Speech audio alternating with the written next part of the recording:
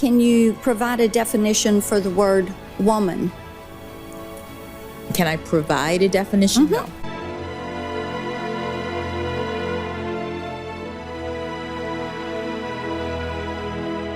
Bienvenidos a esta nueva edición de Baker Café especial vacacional. Ya lo podéis ver en este incomparable marco.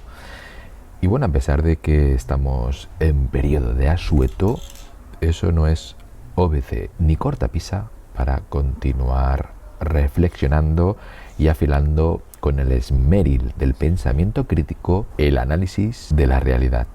Qué poético me ha quedado todo esto. Y bueno, mientras estaba dando largos paseos por este lugar casi bucólico pastoril, me preguntaba cómo podría hacer del mundo un lugar mejor, cómo podría crear una sociedad más justa, más ecuánime, más interesante para todos. ¿Os imagináis un país, por ejemplo, gobernado solamente por sabios? ¿O un país gobernado por expertos, una especie de tecnocracia? ¿Os imagináis un país gobernado por personas altamente cualificadas? ¿Os imagináis un país verdaderamente ilustrado? ¿Una nación que solo se rigiera por la razón? ¿Una epistocracia perfecta? Para muchos de vosotros todo esto sonará a utopía. Y para mí hace unos años también me sonaba utopía. Con el tiempo, sin embargo, digamos que me he ido dando cuenta de que estas utopías, cuando las llevas a cabo en el mundo real, se acaban convirtiendo en distopías. Por supuesto, todos queremos que una sociedad esté construida sobre principios racionales, no sobre principios irracionales. Queremos un gobierno basado en las evidencias, en los datos, en la razón. Es difícil no sentirse seducido por las palabras de Sócrates en La República. A menos que los filósofos reinen en las ciudades, no hay, amigo Glaucón, tregua para los males políticos, ni tampoco, según creo, para los del género humano. No sabemos si Platón tenía razón porque nunca ha existido una sofocracia, ni siquiera una epistocracia. Sin embargo, ¿cómo no puede tener razón? ¿Por qué no la tiene? Vamos a verlo.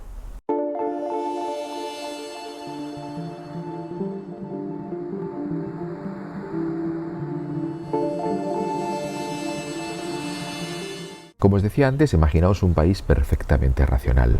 Es un país tan racional que aquí ni siquiera los criminales son culpables de sus actos, porque el gobierno de patricios de este país sabe que el verdadero culpable de la existencia de un criminal es la propia sociedad. Así que si se produce un delito cualquiera, se castiga a la sociedad en su conjunto por haber propiciado ese delito, por haber propiciado un victimario, un delincuente.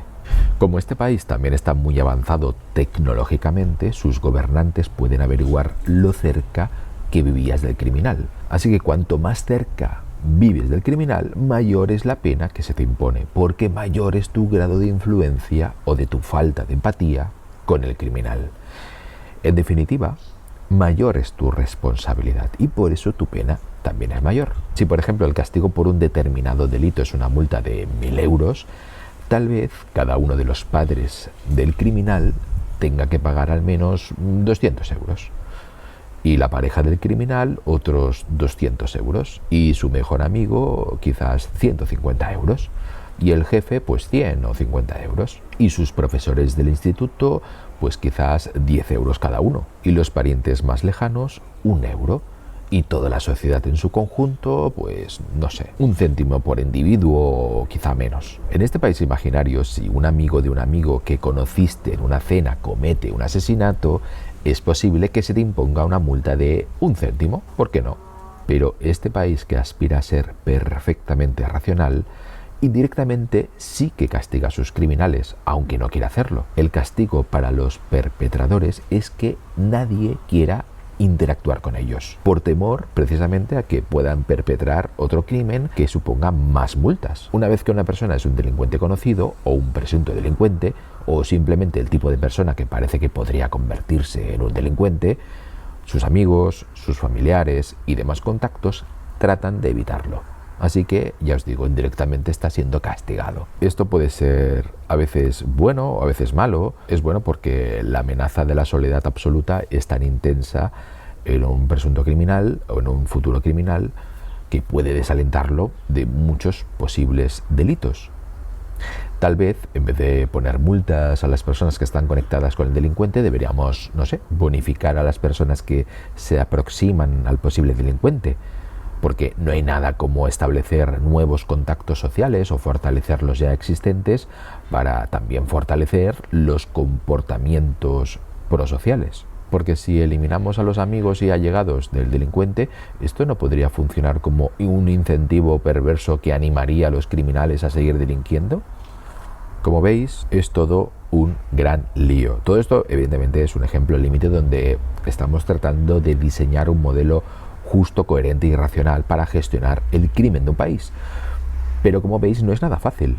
Cada vez que aplicamos una solución, aparecen problemas nuevos. Son como las muñecas rusas, las matrioscas. Así pues, cuando queremos construir una sociedad basada en principios racionales, debemos proceder con muchísima cautela. La experiencia, de hecho, debería habernos enseñado que la idea de que podemos saber lo que resulta racional a nivel social se parece a la idea de saber lo que quiere Dios para nuestra sociedad, es decir, una entelequia, porque tendemos a tener demasiada confianza en nuestra capacidad de acceder a la verdad objetiva e incuestionable sobre cómo deberían vivir las personas. El resultado de todo esto el resultado de esta confianza, con mucha frecuencia, es la tiranía bajo el disfraz de liberación.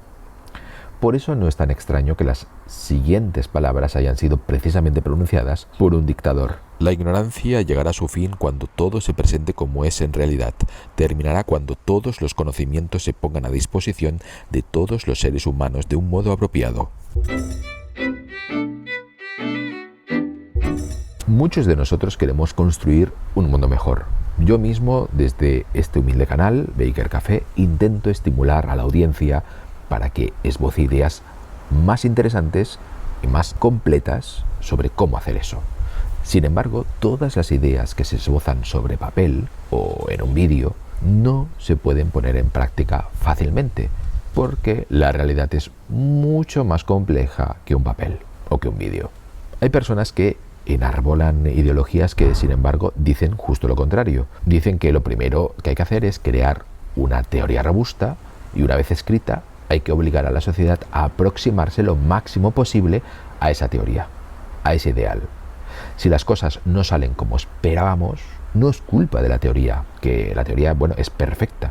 Es culpa de cómo llevamos a la práctica dicha teoría. Y por lo tanto, lo que debemos mejorar no es la teoría, sino la práctica de la teoría. Es así, por ejemplo, como se alcanzaron cotas de horror inimaginable con el comunismo. Tendemos a cometer el error de pensar que podemos confiar en nuestra comprensión intelectual de lo que es bueno y justo, y luego simplemente es cuestión de intentar moldear la sociedad o la realidad para aproximarnos todo lo posible a ello. Por eso en política es tan popular la noción de ideal. Nos encantan los ideales, nos emocionan los ideales. Hay que luchar por los ideales. A un político se le pueden perdonar muchas cosas, pero nunca que traicione sus ideales. Sin embargo, la política no debería fundarse tanto en ideales como en el pragmatismo. No debemos abrazar el pragmatismo sin más. La política debe ser una mezcla de ideales y de pragmatismo.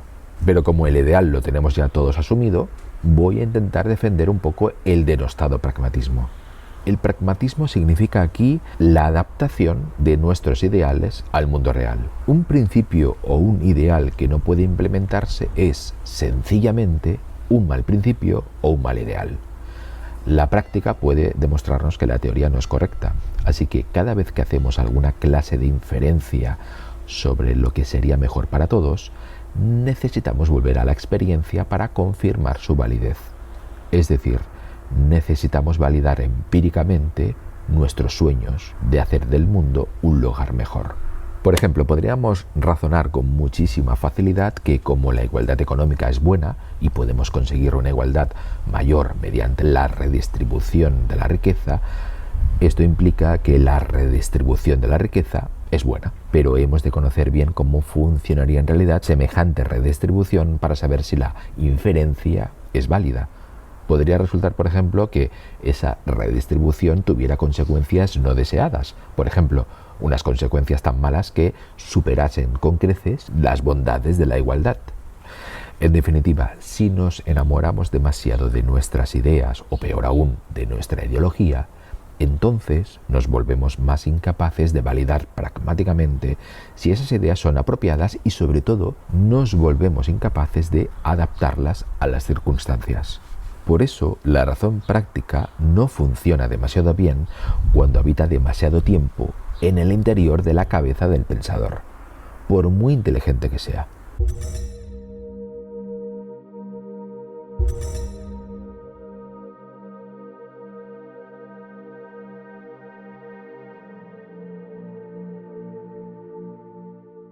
Os confesaré que yo siempre me he autodenominado progresista. Siempre he tenido mis miras puestas en el futuro. Siempre he pensado que era mejor moverse a quedarse quieto, enquistado, oliendo a rancio. Siempre he soñado con mundos fantásticos, ideales, donde, en fin, la tecnología y la ciencia era lo más importante, la ilustración guiaba a todos los ciudadanos, etcétera, etcétera, etcétera, etcétera. Siempre he pensado que las tradiciones son lo peor, siempre, y de hecho en parte lo sigo pensando. Pero cabe matizar algo.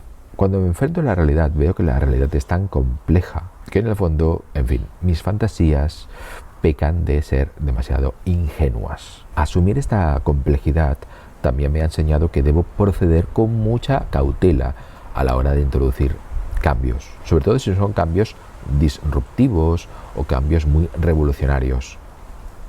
También he aprendido que no todas las posturas conservadoras son rancias o se resisten al cambio pase lo que pase.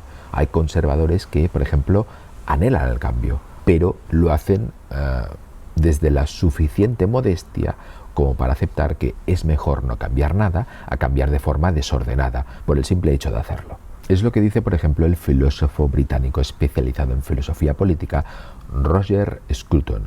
Para Scruton, la sociedad es como un organismo viviente y los individuos no son átomos autónomos, sino partes de un todo que solo florecen cuando ese todo también florece. Esto significa que la vida humana solo tiene sentido, los valores solo tienen vigencia y los proyectos solo cobran significado cuando se conciben como parte de una historia social que se extiende antes y después de nuestras propias vidas. La consecuencia política de esto, para los conservadores, es que necesitamos preservar las instituciones, las costumbres y las prácticas de nuestra sociedad a fin de que podamos florecer en ella. Así que el conservadurismo es más un ejercicio de ecología social cuyo objetivo es legar a las generaciones futuras y, si es posible, fomentar el orden y el equilibrio de los que somos depositarios temporales. Lo que no debemos hacer de ninguna manera es partir de cero, decidiendo en qué consistirá la sociedad ideal, para luego intentar reorganizar la sociedad para satisfacer esa visión utópica, al margen de cómo sea la sociedad actual. Gay men don't know nothing about what it means to be a woman. Have you told gay men here in San Francisco that they're not allowed to talk about this? No. But it's not like I come around and say what a gay man is allowed to be. So you're saying if you're not a woman, then you shouldn't have an opinion. Where does a guy get a right to say what a woman is? Women only know what women are. Are you a cat? No. Can you tell me what a cat is? Desde este punto de vista, la sociedad es fruto de un largo proceso de evolución gradual. Aunque a veces cuesta de ver por qué ha de ser necesaria una parte específica de ella, lo que podrían parecer anacronismos podrían ser en realidad los productos de siglos de adaptación gradual. Cuando destruimos estas instituciones y las reemplazamos por algo diseñado por los teóricos, corremos el riesgo de disminuir la sabiduría de la historia de nuestros ancestros y sustituirla por algo con raíces mucho menos profundas. Pero además, estamos destruyendo lo que costó años desarrollar y lo estamos reemplazando por algo no probado. Para los conservadores, esto es una locura y una señal de arrogancia. Así que la verdad esencial del conservadurismo es que la sociedad es un delicado ecosistema y que deberíamos proceder siempre con cautela a la hora de reformarla. Cuanto más violento sea el cambio, mayor puede ser el riesgo de causar daños. Así que un conservador razonable no es alguien que se resista al cambio, sino alguien que quiere actuar con cautela, es decir, lo mismo que debería hacer un progresista razonable. Pero como es muy difícil que existan solo progresistas y conservadores razonables, necesitamos que haya ambos tipos irracionales, para que se vigilen mutuamente. O dicho de otra manera, a la hora de organizarnos políticamente, ser todo lo racional posible significa no intentar obtener más de lo posible de la racionalidad.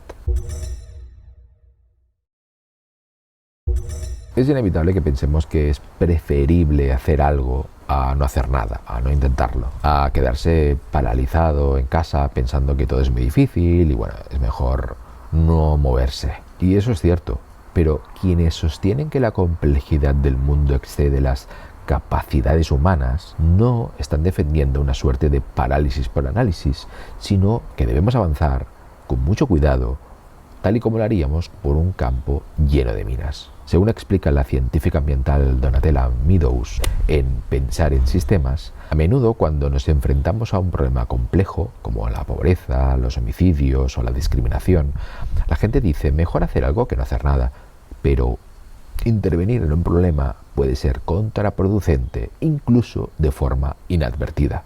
Así que a veces sí que es mejor no hacer nada. En primer lugar, porque podemos arreglar las cosas poco importantes del problema, calmar nuestra culpa, a la vez que evitamos enfrentarnos a los problemas más acuciantes. Y en segundo lugar, porque la intervención puede destruir la capacidad original del sistema para mantenerse de forma autónoma. Los problemas pueden entonces empeorar y el interventor verse más alentado a actuar, estropeando más el sistema con la excusa de que el sistema está yendo peor. Y en tercer y último lugar, intervenir es adictivo, porque nos encantan las soluciones rápidas, aunque sean defectuosas. Como una vez escribió Chesterton en una parábola que ya se conoce como la valla de Chesterton, el reformador más moderno se acercará alegremente y dirá: no le veo utilidad, vamos a quitarla. A lo que el reformador más inteligente hará bien en responder: si no le ves utilidad, no te dejaré quitarla bajo ningún concepto. Reflexiona. Luego, si al volver me explicas que le ves utilidad, quizás te permita derribarla. Finalmente, las políticas intervencionistas también se vuelven adictivas porque son fáciles de vender y la gente se las cree. Así desaparece el síntoma del problema, distrayéndonos y evitando que acometamos la tarea más difícil y eficaz, que es, solucionar el verdadero problema. Por eso las revoluciones sociales en su conjunto han sido esencialmente eso: sueños utópicos que no llegaron donde quisieron o reflejos especulares y simplificadores de eventos que ya tenían lugar. Así que si un político os promete que solucionará un problema complejo aumentando los impuestos o bajándolos, independizándonos o anexionándonos, ejerciendo una discriminación positiva o negativa, consumiendo energías verdes o no haciéndolo, o fomentando el vegetarianismo o no haciéndolo, o cualquier otra intervención sin prestar con la misma insistencia y detalle, incluso más, otro conjunto de medidas que incidan en el problema que se quiere solucionar y en el conjunto de nuevos problemas que surgirán de adoptar tal medida, entonces os recomiendo que no perdáis el tiempo. Ese político seguramente no sabe solucionar el problema. Solo es un mesías que quiere vuestra atención, un adicto al chute del buen samaritano o, peor aún, alguien que rehúye la ansiedad frente a la incertidumbre construyendo un relato consolador. En fin, voy de nuevo a pasear, a relajarme y cual filósofo peripatético a ponderar un nuevo vídeo para Baker Café. Hasta la próxima.